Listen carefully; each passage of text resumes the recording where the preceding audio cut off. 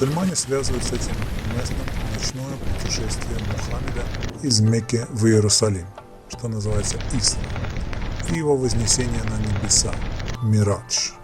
Проблема номер один. Никаких исторических данных этому нет. Проблема номер два. Согласно мусульманским традициям, это путешествие было нереальным, а во сне.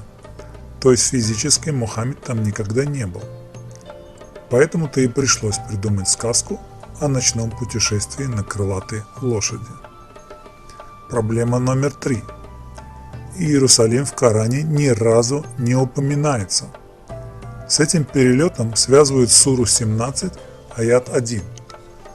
Как видите, никакого Иерусалима там нет, но есть мечеть. Но в этом-то и прикол. Если верить мусульманским преданиям, то Мухаммед должен был умереть в 632 году, то есть к этому времени все аяты Корана должны были уже быть переданы самим Мухаммеду. Причем мусульмане утверждают, что сура 17 была передана Мухаммеду еще до начала исламского календаря, примерно в 621 году. Но дело в том, что ни в 621, ни в 632 году никакой мечети Алякса в Иерусалиме еще не было. Так как же она могла появиться в Коране раньше того, как ее построили? Однако мы бросаем истину в ложь, и она разбивается и исчезает. Горе вам за то, что вы прекрасны.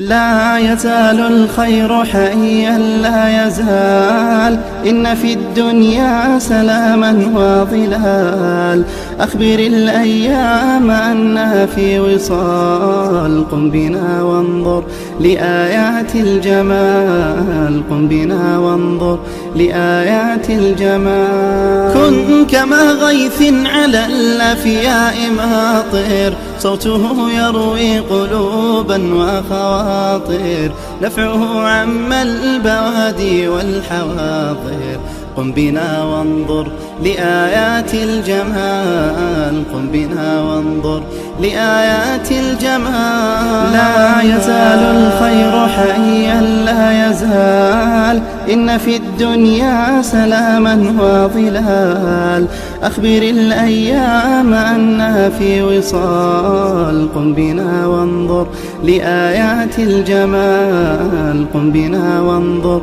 لآيات الجمال املأ الأرواح حبا أبيضا وانسى آلاما قضت فيما مضى هذه الأيام تحلو بالرضا قم بنا وانظر لآيات الجمال قم بنا وانظر لآيات الجمال